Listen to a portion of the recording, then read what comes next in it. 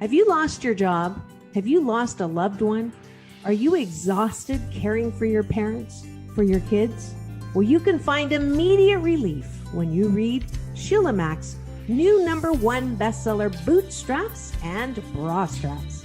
It contains the Boots formula to move from rock bottom back into action in any situation, especially right now. If life has knocked you down, pick yourself up with Bootstraps and Bra Straps. Get your copy at www.SheilaMack. Finances are relationships. We have to recreate a business or career. Each show, Sheila and her special guest will be sharing their reboot stories, guiding you with real solutions to upgrade and up-level emotionally, mentally, physically, spiritually, and financially. Here on NBC's KCAA Radio. If you're ready to pull yourself up by the bootstraps and bra straps, enjoy a listen. Here's Sheila. Welcome to the Sheila Mack Show, reality at its finest. Here we have real people sharing real stories and actionable steps to help you reinvent, rebuild, and reboot your business and personal life on your terms. I'm your host, Sheila Mack, and today we have special guest Leah Forney. Leah is a 7 times published author, audience attraction coach, mental health counselor. She is a native Queens, New York, and is currently residing in Maryland.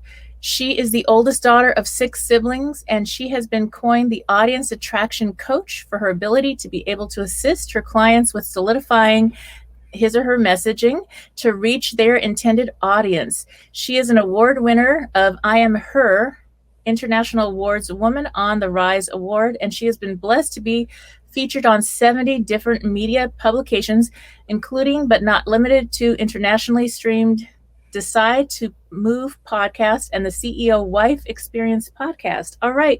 Welcome to the show. Thank you. I'm so glad to be here with you, Sheila. And one of the reasons this show came about actually is based on my new best-selling book, Bootstraps and Bra Straps, the formula to go from rock bottom back into action in any situation. I wrote it before the pandemic. I didn't know. I did not have a crystal ball, but I could not even fathom all that we've gone through in the last, year and a half or so. So if you have a story about a time in your business or personal life where you experienced a difficult situation and how you got back on track, that would be great. Yeah, so I could probably tell you 3 years ago is probably the most recent. So 3 years ago, I buried my fiance unexpectedly the day after Mother's Day in 2018. And you talk about like whole life just falling apart. And he was actually one of 5 deaths that I went through in a year's time. And so having to learn how to pretty much navigate this new normal of my life, going from getting married to now a single woman, having to navigate that, going from 2-income household to now 1-income household, just literally my whole life, my whole world flipped upside down, and having to figure out what this new phase and stage of my life was going to look like.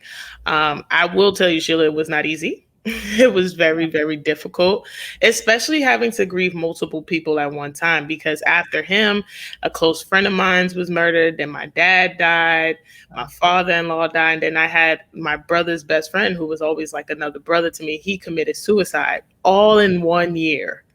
Wow. So I was navigating this new normal before the pandemic, where I literally had to figure out how I was going to move forward. And so one of the things that helped me get kind of back on track was therapy. The other thing was my spirituality and my relationship with God. And then I am an avid journaler. Like I believe in journaling and really spending time with myself and really spending time with figuring out who Leah was in this stage of her life and what was she supposed to learn going through all these multiple griefs. And I'll tell you, 2 major lessons that I learned that helped me get back on track was this lesson around support. And I actually wrote a book about this journey of my grief. And the lesson on support was learning that support was a 2-way street. So support was not only communicating what you need, but it was also being open to receive what you said you needed. And I learned that lesson because while I was grieving, I was isolating. And I was isolating because I didn't really necessarily know how to process what I was feeling. But also, I just felt like the people in my life, my friends, my family, they were just supposed to know. Like, they were supposed to know how to be there for me. And the truth of the matter is, that's not always the case. People don't know unless you tell them. And so I remember being really emotional and praying and saying out loud to God, like, why is nobody here for me? And he revealed to me, you're not opening yourself up for people to support you. And so the other lesson I learned was sometimes you got to be the other people what you need.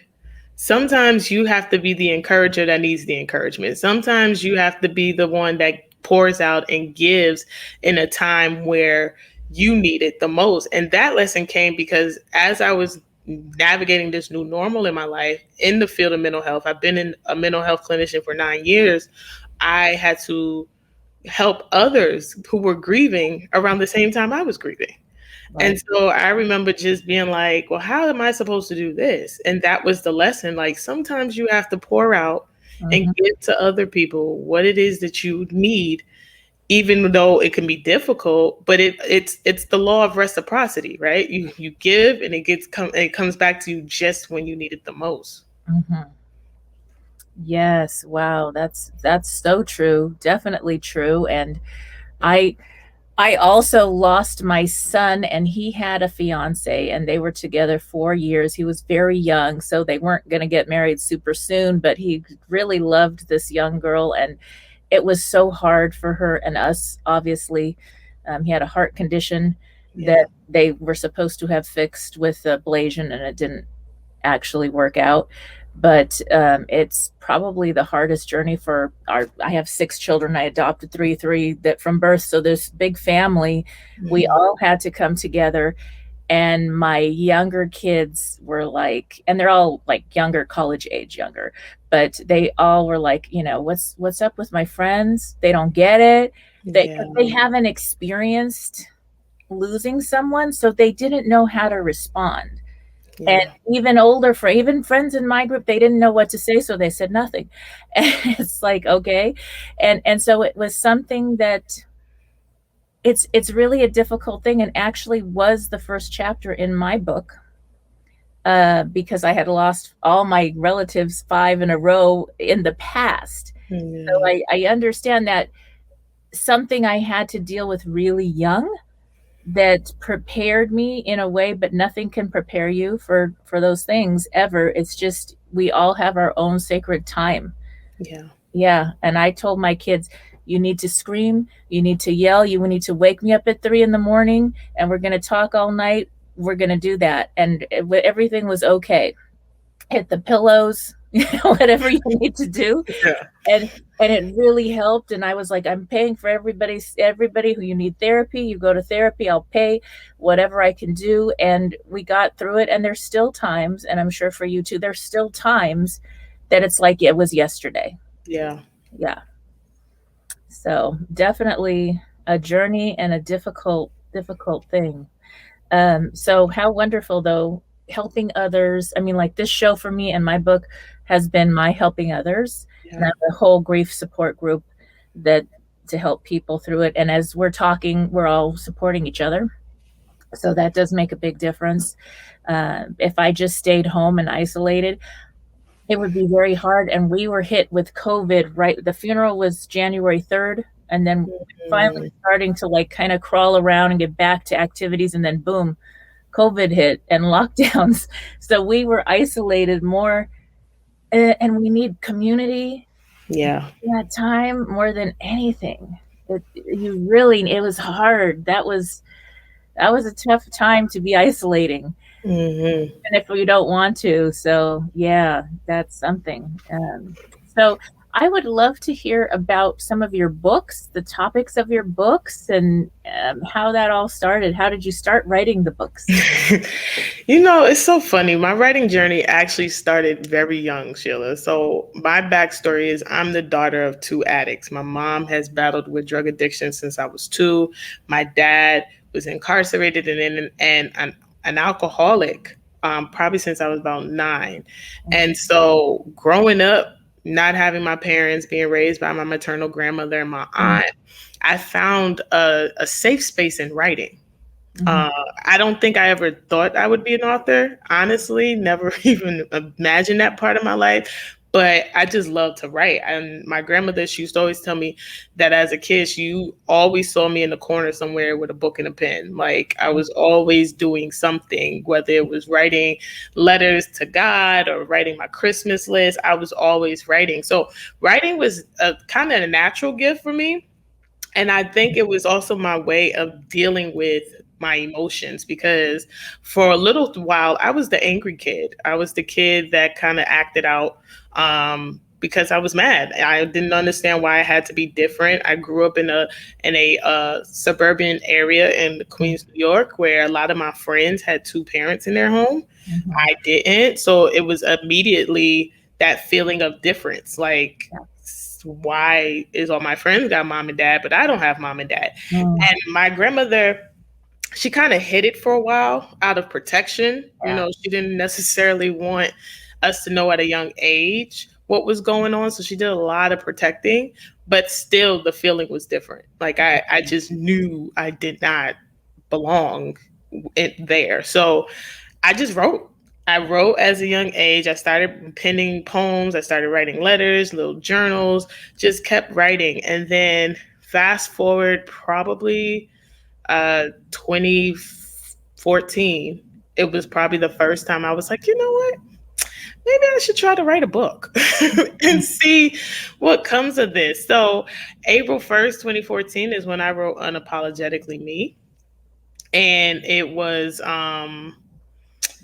the story of me and my mom and that relationship and my struggle with having a love-hate relationship with my mother.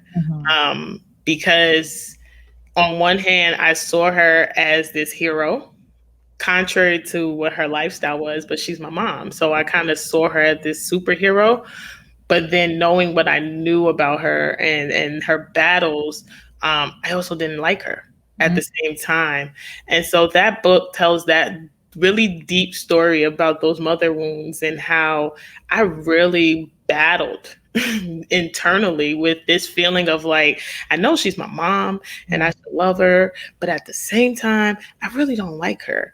And how I had to learn to navigate those feelings, because as long as my mom was kind of doing her own thing in a way, it was easy to kind of act as if she didn't exist for me. It wasn't until she got sick, or in the beginning of her getting sick, I got a phone call. I was living in North Carolina at the time, and I got a phone call from a hospital in New York, basically like, you need to come get your mother or she's going to die. And I remember the pressure of having to make a decision, like, do you drive all the way to New York to get your mother and save her life or not? And it was a conflicting, I kid you not, Sheila, it was so conflicting decision, because on one hand, I'm like, here I am in North Carolina, I'm developing this new life, I'm having a good time, people don't know that version of my story. And now I've got to face this reality with my mom. So of course I made the decision to go get her. And it was rough. It was like staring a mirror in the face, right? And you're just seeing how these abandonment issues and all these wounds are now surfacing. All these emotions are now surfacing. And it was, like I said, it was easier when she wasn't around. But when she was in my life and in my house for that year, chaos. Because everything I thought I had, or I told myself I dealt with, came right to the surface. And so that's Unapologetically Me. That is truly the beginning journey of my writing journey. Wow, I understand very well. With my own mother had polio. She had health issues. She had some mental things going on where she would hit me until I stopped breathing as a child, and they took her away, and she wasn't able to care for me, obviously, and homeless 10 to 13 and a half and all that. And having to sometimes care for her later on in life. I bought her a house. I did everything to help her, but I didn't get the reciprocation, and I had to let go of the expectation of anything I don't know, what helped me the most was this moment where I had this crazy idea in my head, this breakthrough for me, and this was just for me, was how I resolved it in a weird way was I said, wait a minute, if she was 100% healthy and well, no addiction, no abusing, no mental health disorder, whatever was going on, that loving mother would be like, honey, you can't be close right now. You need to be safe. I want you and the kids safe. Yeah. And, and I said, that's where she can't make the decisions that I have to make as a young adult at the time. Mm-hmm. I had to realize that, okay, it's not okay, some of the things she did, but she did the best she could. And I had to like manage the relationship and keep the kids safe and do those kind of things. And it's something that if you don't go through Mm-hmm. the situation with parents, you don't get it. Yeah. I can't. Why wouldn't you? It's like you have to live through it to get it. It's one of those. Yes, and there's so many people that have similar stories. And I remember after being homeless, going to foster care until 15, and then I emancipated. And in the foster care, it wouldn't matter what the parents did. The kids were like, I love my parents. They're in prison. They've hurt me. They've done all these terrible things, but there's a love. And I believe that love goes the other way too. They just, if they're not healthy and well, safe, they're not safe people. They just can't do what they really would want to do if they were. So Yeah, I wholeheartely agree with that because, as I said, I battle, and I still, like, my mom's still battling with her addiction. And it's like you said, if people never experience it, they don't get it. So, like, my friends, they'll be like, how do you put boundaries with your mom? That's your mom. And I'm like, yeah, but she's just not safe for me, right? Like, I had to recognize. And I think what helped me with that was a conversation with my spiritual father, who said to me, just because they're your parents and you love them don't mean you have to tolerate their abuse. yeah. And that was difficult because, one, I didn't even think that I was being abused because it's mom and dad, right? But then when I really processed it and thought about it, I'm like, well, yeah, they're emotionally abusing me. Like, they may not be physically hitting, but they're emotionally abusing me because they're teeter-tottering between I want to be in your life or I don't want to be in your life, knowing that they're, have their own toxicity and they can't really be.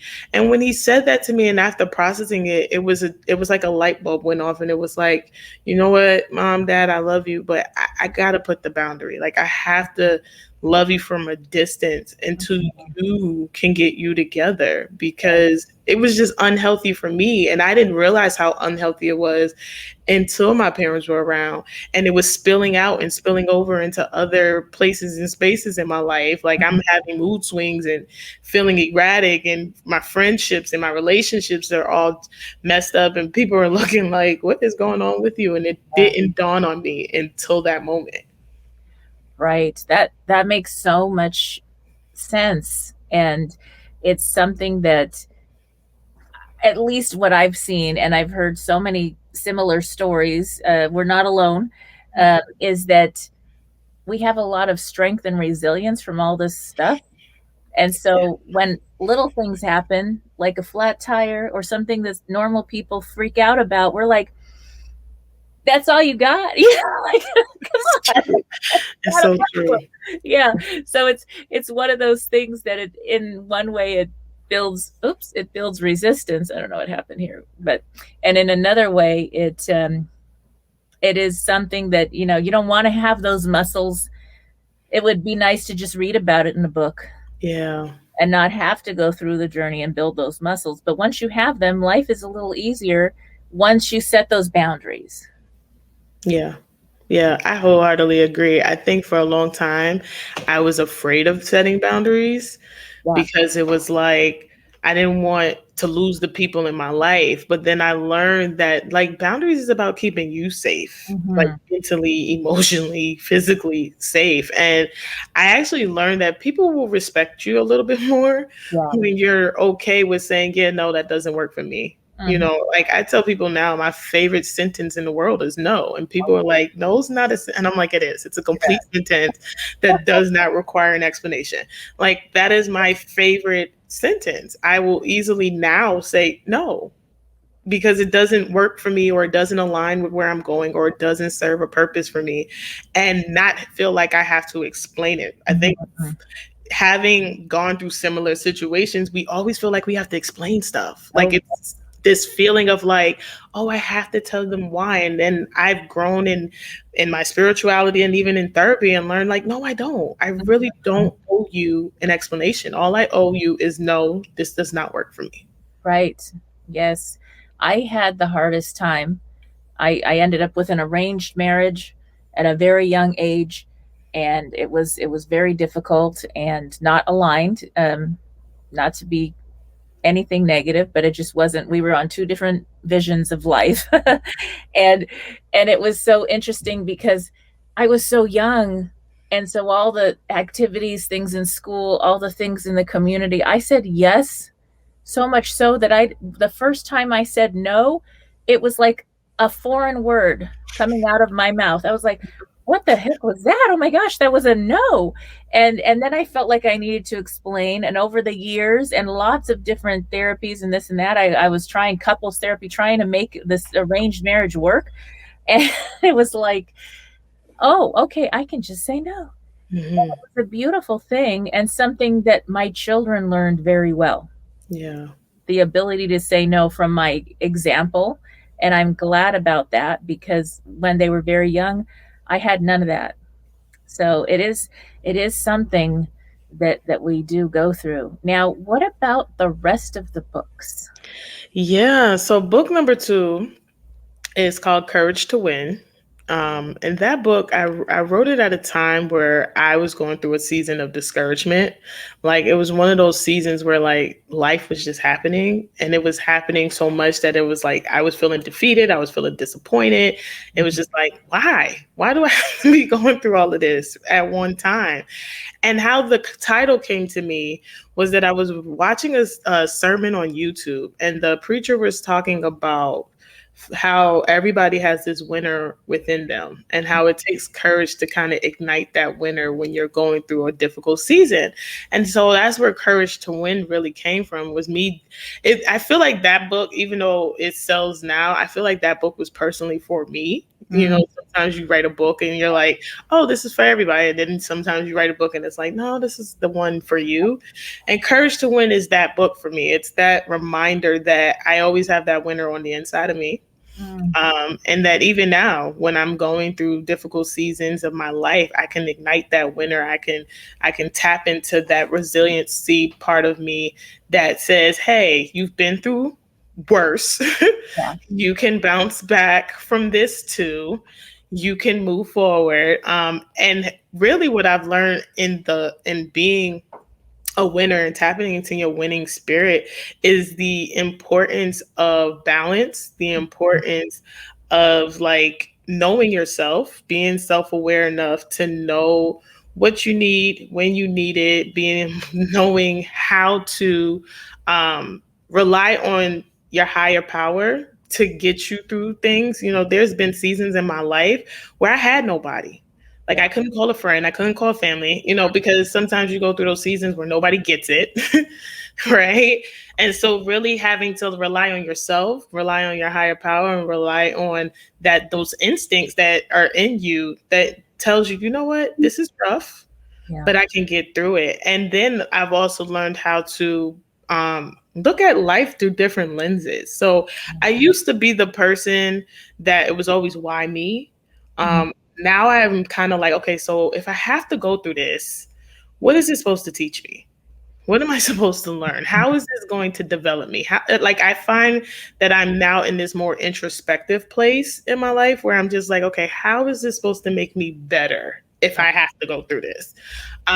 Because I think a lot of times when we ask the words why, it kind of keeps us in a very victimized place. Like something is happening to me. I must have did something because of this. But when we really start to ask those how questions, it changes it. because now I don't see the situation or circumstance as this horrible thing. I see it as something that I can learn from. I Yeah. can grow from. I can develop something. Some like those muscles we were talking about. Like there's something that's still weakened that I might need to strengthen, and so I have to go through this season in my life to strengthen that muscle. Yes, that's so true. I found, and apparently you have this spiritual practice and connection, and I felt that in my life when I was alone, I had a direct line. It Yeah, was like yeah, direct guidance, direct line, and I would just say yes and take the right actions. And okay, you really want me to do that? yeah, Okay, got it. I'm going to do that.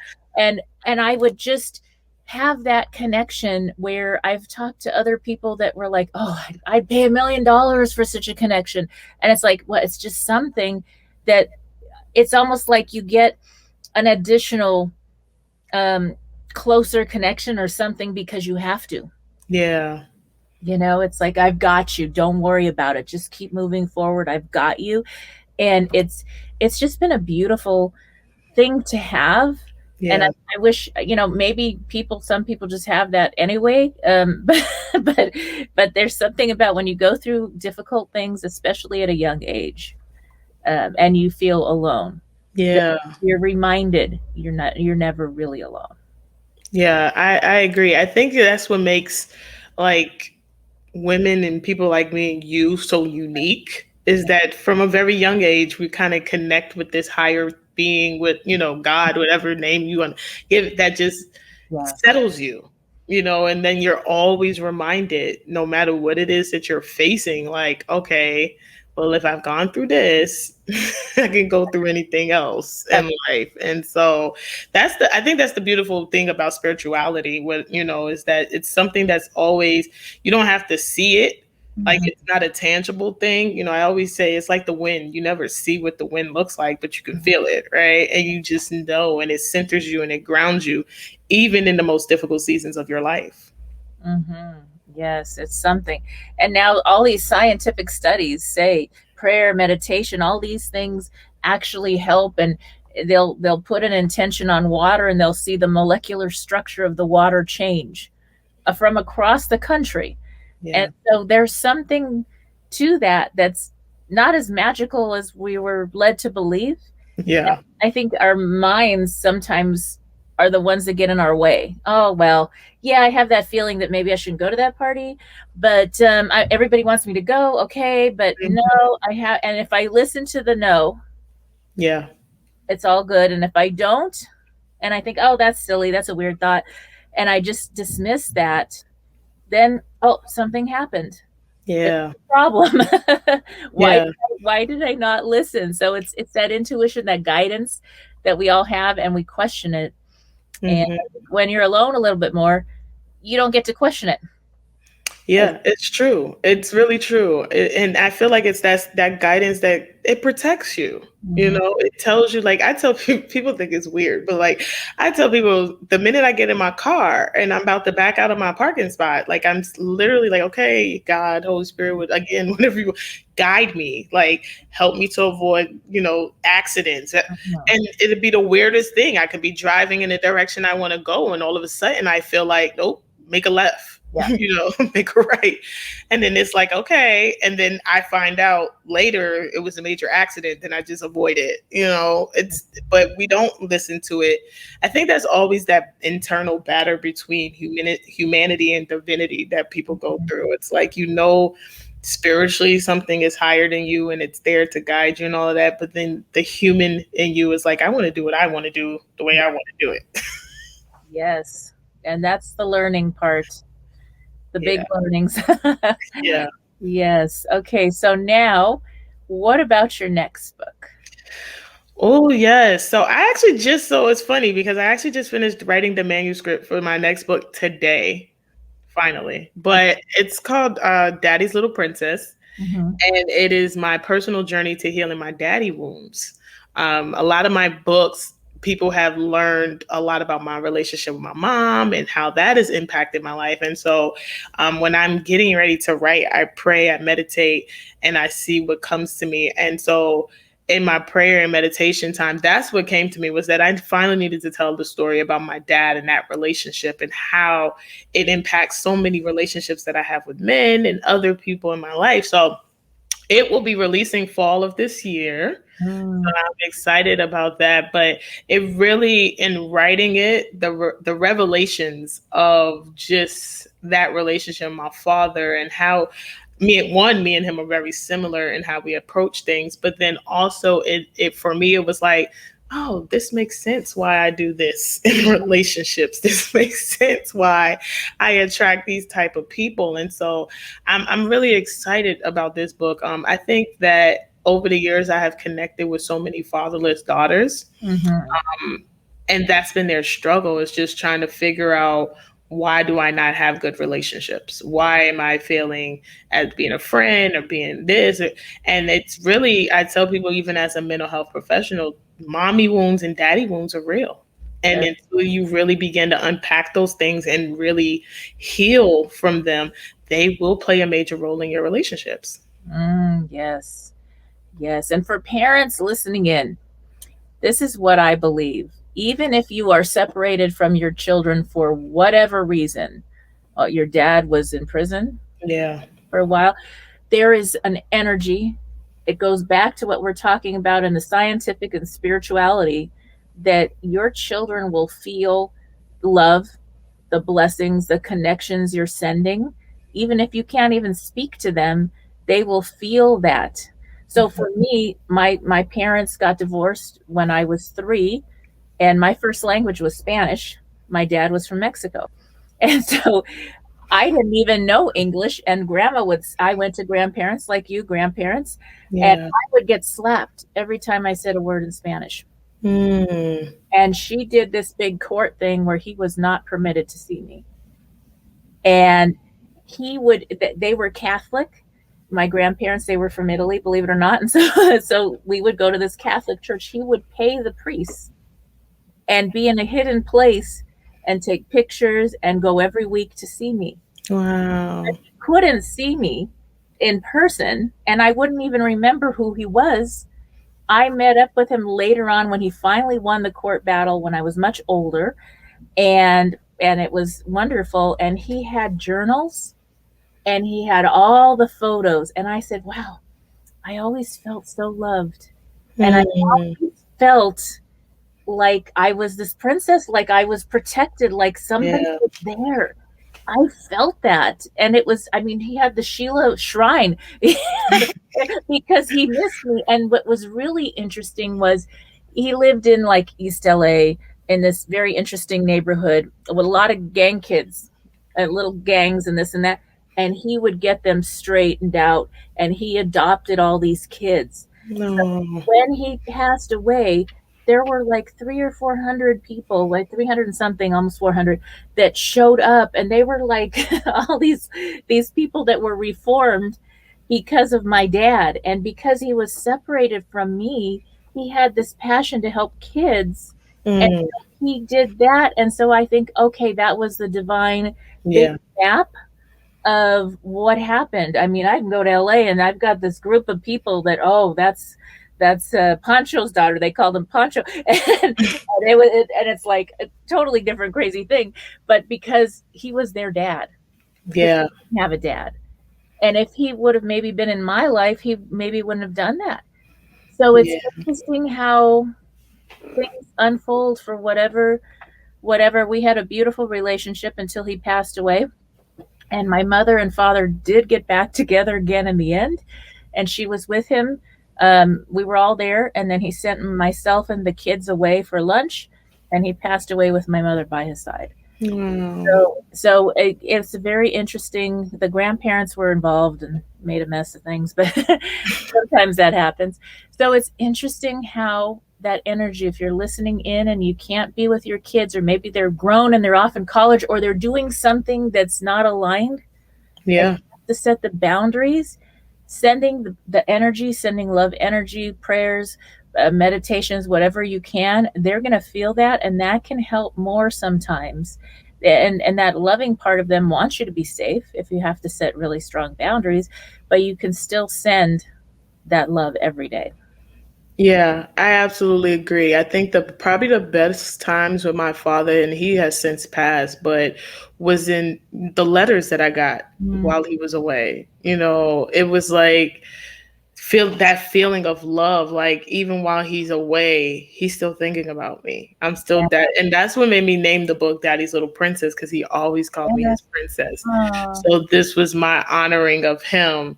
But that feeling of like daddy's gonna I could remember, and I was older by then. I was like 19, 20 years old, but just coming home from work and seeing a letter from dad, how that made my day. And little did he know, like I was probably having like the worst week or the worst day, but then just getting that letter and it be 4, 5, 6 pages, and then me just sitting there reading it, and hearing his heart towards me. And so I challenge, a lot of my friends who have kids, especially men, the importance of bonding with your child and really having that strong relationship, especially those of my friends who have daughters. I'm like, your daughter needs to know that no matter what, daddy got her back, and he's always going to have her back.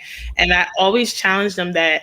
And I feel like, just like your dad, I feel like that's my kind of mission in life as a fatherless daughter, is to kind of help other men build that relationship so that there's not other fatherless daughters in this world that are missing the love and the compassion and the protection of a dad. yes.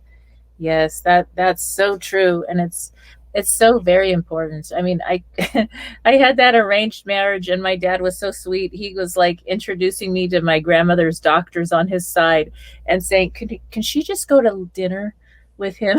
To my husband, 'cause he did not like him.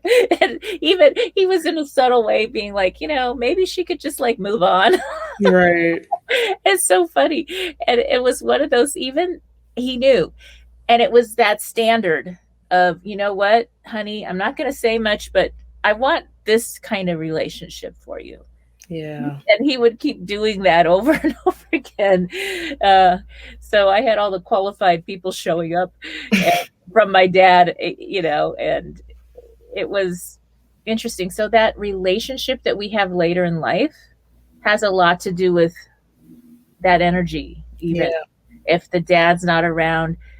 Even a father figure that shows up, like my dad, for all those other kids, it's that energy can make such a difference. Imagine these kids, they were into some not so good things, and Mhm. then all of a sudden they would go and become, they get their degrees and they get a life and they get their act together, really, where they could have maybe died or gotten into drugs or whatever. And he would get them on the straight road, and it was like wonderful to see this. And it was just that dad energy.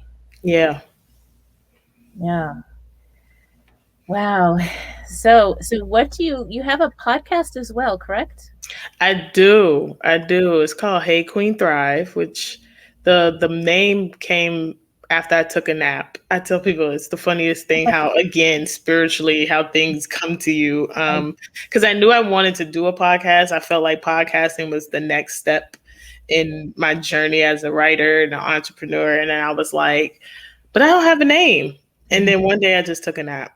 And what came to me while I was sleeping was Hey Queen Thrive. And so it is conversations with everyday women about womanhood and entrepreneurship and life and all of the ins and outs. And I'm thoroughly enjoying it. I didn't think I would be a good podcast host, but people tend to love being on the show. And I'm enjoying it. I really am. It's great to have, because I'm one of those people that I love everyday conversations with everyday people. Yeah. While I don't mind celebrities and their conversations, if we be honest, a lot of them get paid to do and say what they say. So just having those real world conversations with real people who are going through real things, I'm thoroughly enjoying it. Yes, yes, that's so important. The real stories, I think sometimes people are afraid to share their truth, but Yeah. the more we talk about these real truths, the more we realize we're the same. Yep. We're looking at each other, and we're all walking home together at some point. Yeah. That's it. It's such an interesting journey, and those stories are important. Yeah, Yeah. I agree. Yeah. So we are coming to the end of our talking time. So I'd love for you to share where people can get your books and connect to your podcast. Yep, you can go straight to my website, www.leahmforney.com. That will be where you can get my books. You can check out the podcast. You also can connect with me on social media at Leah M. Forney. I'm on all social media sites as Leah M. Forney. All right. All right. Thank you again, Leah, for being a guest on the show. Thank you. All right. And we will be back after these messages, so stay tuned. Overview of the Boots formula. In December of 2017, I lost my house, my car, and my cat due to a fire.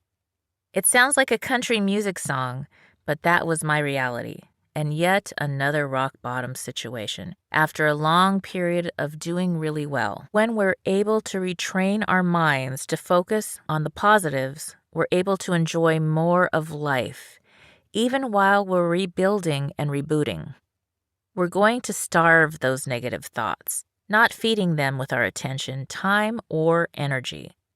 When you focus on the good parts of your life, those things that you can be grateful for in this moment, that energy will bring even more good things your way. Contribute and utilize your unique talent. You're not thinking about the problem at hand. You're not showing up for approval. You're just being your best self. You use your rock bottom to set the direction for your life beyond this rock bottom situation. It's important that you are really honest about where you are in this situation. You can't lie because you don't want to give up your personal responsibility. You have to own every part of this and realize it could be worse. It could be better, but this is it. If you aren't able to be honest about where you're starting from, you won't be able to clearly see where you want to go or how to get there. The next letter of Boots will help you answer that. The second O is for order of operations. The third step of the Boots formula is finding the order of operations. When you're in a rock bottom moment, there are certain steps you know you need to take to get out of it, and you need to complete those steps in a certain order. T is for thinking. The fourth step of the Boots formula is thinking. If you recall your thinking at the most successful points in your life, it's probably vastly different from your thinking when a crisis brings you to a rock bottom situation. Often, at the toughest times, our thinking goes to survival. We lose sight of the possibilities and opportunities that are before us. This is where thinking comes into play. It's vital to have a strong mindset in order to keep our boots on and walk out of a rough spot in life.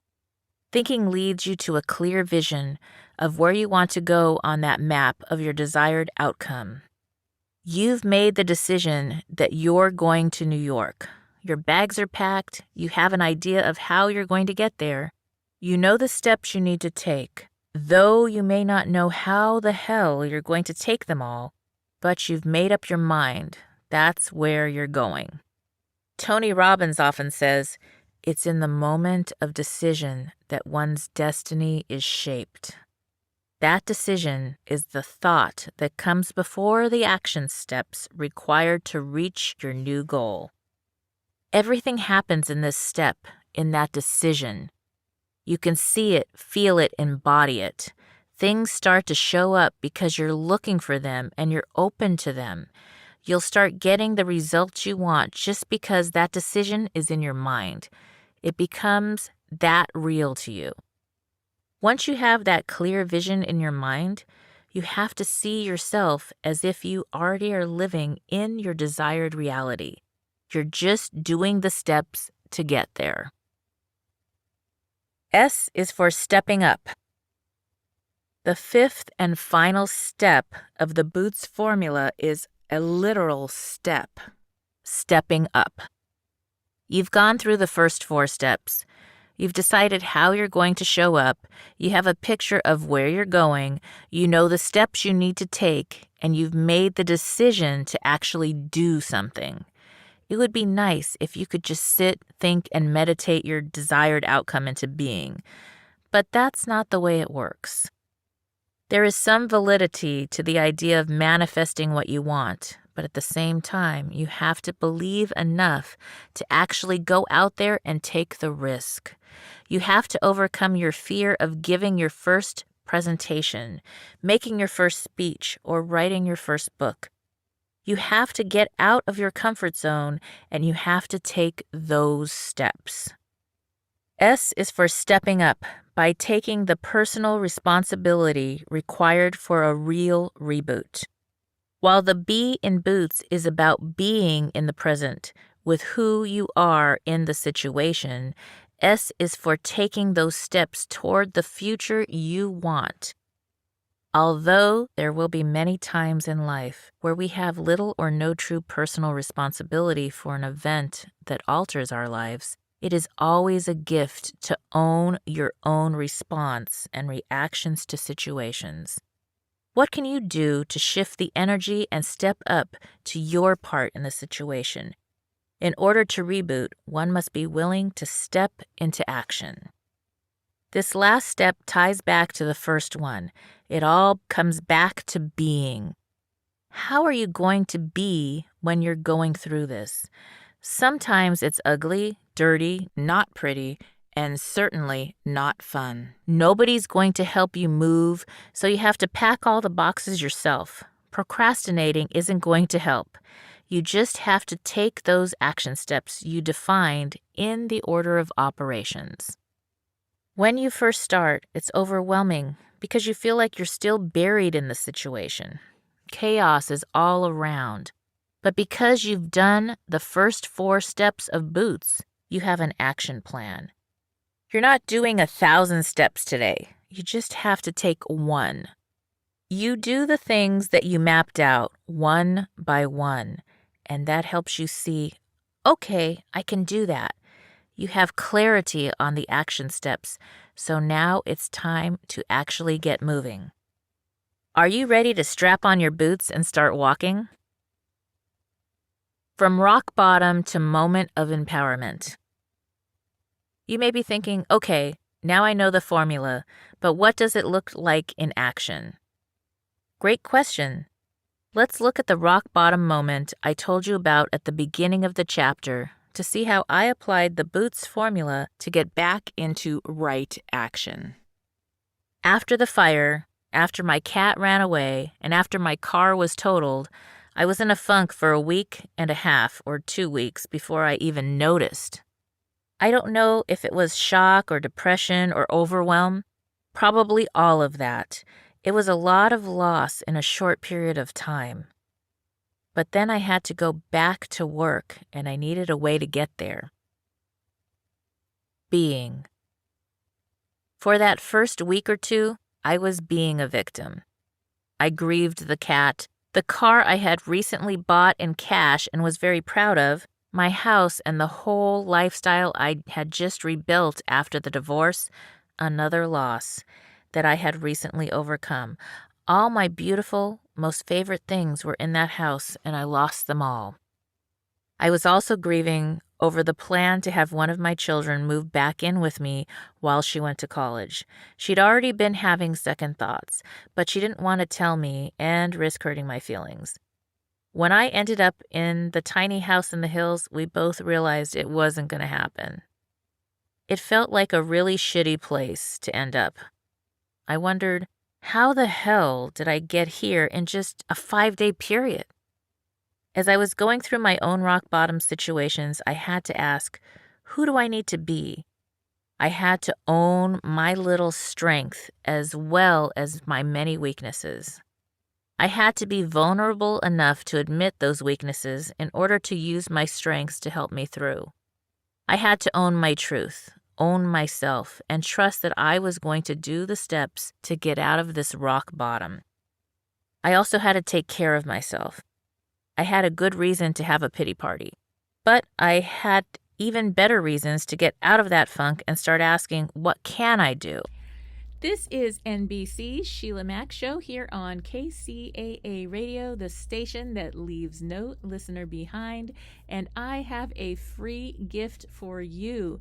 I am actually giving you the gift of a free limited program. This is a lifetime account free, and it is from the new program Groove Pages. And this program replaces so many other programs that I personally have purchased for my business. So it replaces your ClickFunnels, SECERTS, Tap Affiliate, Active Campaign, Kajabi, Vimeo, Shopify, Properly, WordPress, Zendesk, Calendly, GoToWebinar, EverWebinar, StreamYard, which I'm using, and Response Suite, Lead Quizzes, Funnel EdX, and Pipedrive. There's a savings of $18,746 a year if you actually subscribe to most of those programs. And so I am actually slowly switching everything over to the Groove Pages, and I have a special link for you. And if you activate under this link, you are also eligible for a free call-in, a monthly call-in to get your business rebooted and started today.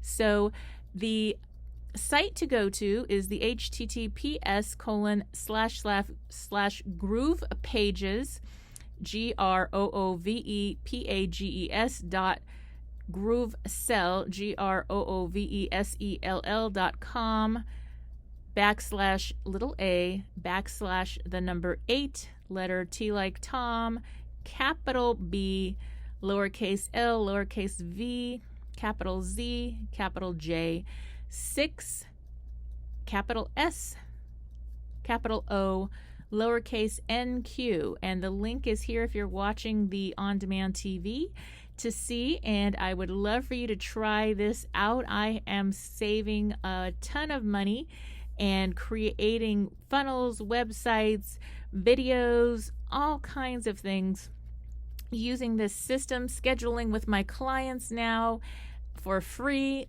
GoToWebinar is now free, so enjoy. And again, you can check this out or go to my website to learn more, www.SheilaMack.com. If you are just tuning in, this is NBC's Sheila Mack Show here on KCAA Radio, the station that leaves no listener behind. And I have some news for you. I have a free gift right now.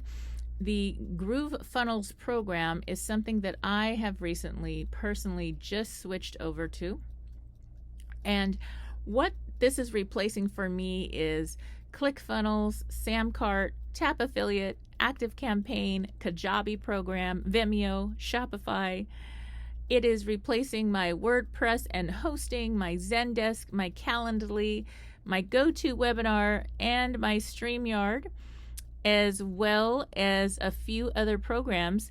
So I am saving a ton of money, and it is something wonderful for my consulting business and also for streaming and recording my radio show. So if you are interested starting a new business, or you already have a business and you are spending thousands of dollars a year on each of the programs I mentioned alone, you can save a fortune right now using my link. I have a little bit of a long link, but it is a link to be able to get the free program. It's a lifetime free program.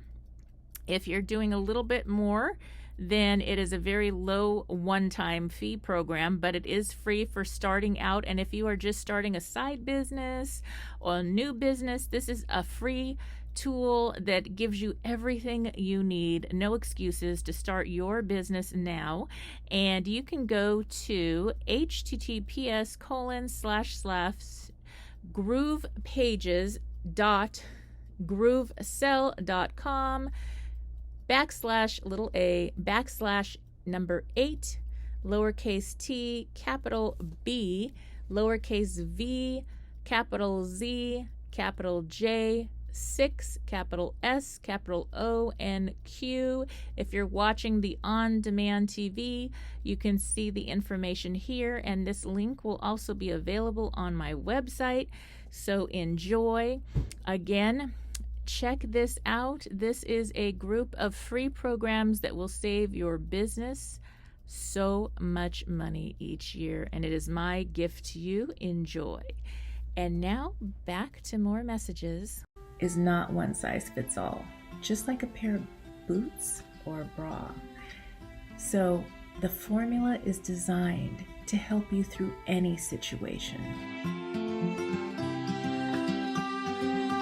To grab a copy of my new best-selling book, Bootstraps and Bra Straps, the formula to go from rock bottom back into action in any situation.